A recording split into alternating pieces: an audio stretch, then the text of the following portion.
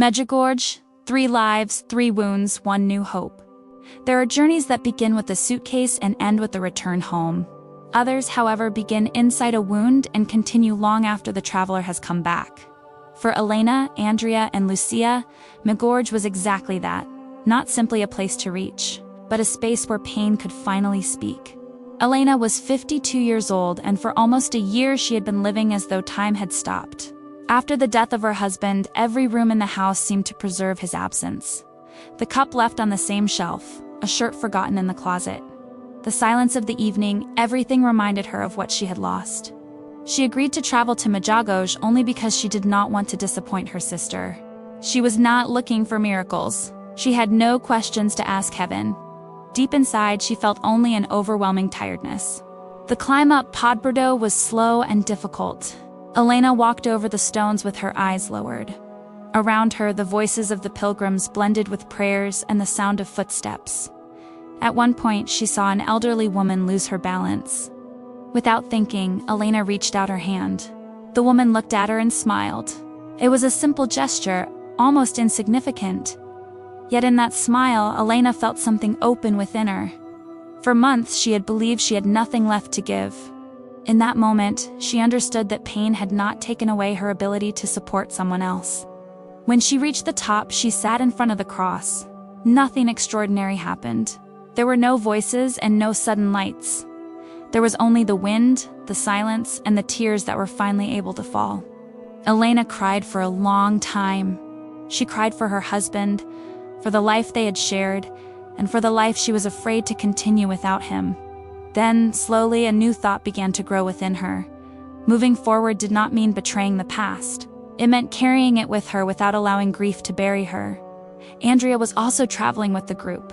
He was 28, restless and angry. He had changed cities, jobs, and friendships, but wherever he went, he carried the same sense of emptiness. He had not spoken to his father in almost 2 years. Harsh words, silence, and pride stood between them. Andrea had arrived in Medjugorje without faith and without expectations. He watched the others pray from a distance, almost with suspicion. One evening, outside St. James's Church, he met an elderly man sitting alone. They began to talk. The man said he had lost his son after many years of misunderstandings. For too long, he had waited for the other person to take the first step. Now, he would have given anything to say just one sentence: "Forgive me." Those words affected Andrea more deeply than any sermon. That night, he could not sleep. He thought about the last argument with his father, the door slammed in anger, and the phone he had allowed to ring so many times without answering. For the first time, his pride seemed small compared with the possibility of losing forever the chance to reconcile. The next day, he picked up his phone. He wrote only a few words. "Dad, can we talk when I get back?" He stared at the screen for several minutes before sending the message. When the reply arrived, his hands began to shake. "I'll be waiting for you." Andrea lowered his eyes and cried in silence. Not everything had been resolved, but a door had opened again. Lucia, meanwhile, was a 40-year-old nurse. For years, she had cared for vulnerable people, listened to their fears, and stood beside their families. Little by little, however, she had begun to feel empty.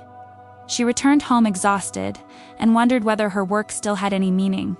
In Medjugorje, she met a woman who shared her story during a testimony. The woman spoke about the time she had spent in the hospital. She said she could not remember the names of the doctors or the exact words of the diagnoses. What she did remember was a nurse who had held her hand before surgery. "That gesture made me feel less alone," the woman said. Lucia remained still. She thought about all the faces she had encountered over the years, the hands she had held, the words she had spoken almost automatically, and the smiles she had offered in hospital hallways. She had believed those gestures were too small to matter. Instead, perhaps, they had been an anchor for someone during the most difficult moment of their life.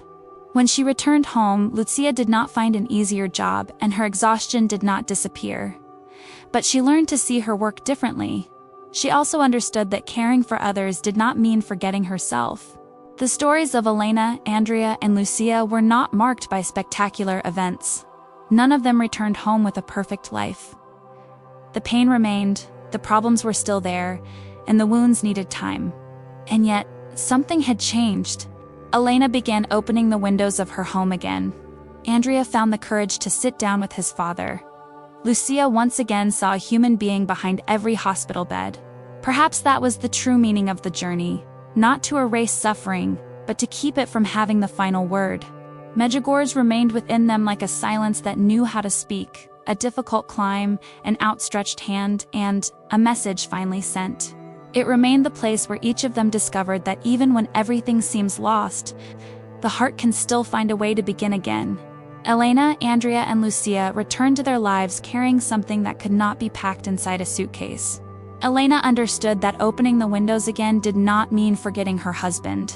It meant allowing light to enter a home that, for far too long, had remained closed along with her grief. Andrea realized that forgiveness does not erase the words spoken in the past, but it can prevent them from continuing to wound the future. That simple message sent to his father had not solved everything, but it had opened a new space, a space where two people could finally meet without hiding behind their pride. Lucia returned to her hospital unit with the same exhaustion and the same responsibilities. Yet whenever she entered a patient's room, she tried to remember that she was not simply looking at a medical chart. There was a frightened person in front of her, a family waiting, and a story asking to be heard. She also learned that, in order to continue caring for others, she had to begin caring for herself. Perhaps none of the three received the kind of miracle the world expects. There were no sudden healings, no answers falling from heaven, and no lives becoming perfect overnight.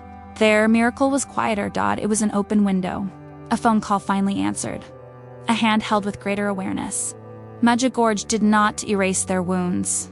It taught them that a wound can stop being only a place of pain and become a space from which new compassion can grow.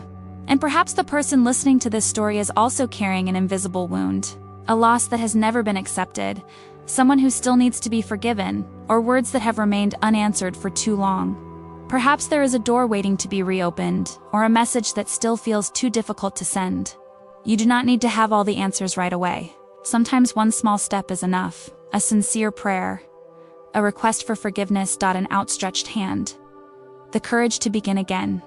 Because even when it feels as though pain has taken over every part of life, hope can still find a small opening through which to enter. And from that light, a new path can begin. If this story touched your heart, leave an amen in the comments or share which part moved you the most. Your experience may bring comfort and hope to someone who is going through a difficult time. Give this video a like and share it with someone who needs to be reminded that they are not alone. And to hear more stories of faith, renewal, forgiveness, and hope, subscribe to the channel and turn on the notification bell. That way you will not miss the next stories. Thank you for walking alongside Elena, Andrea, and Lucia. May peace accompany you on your journey. May hope always find a path into your heart. And even on the most difficult days, may you remember one thing: pain does not have to have the final word.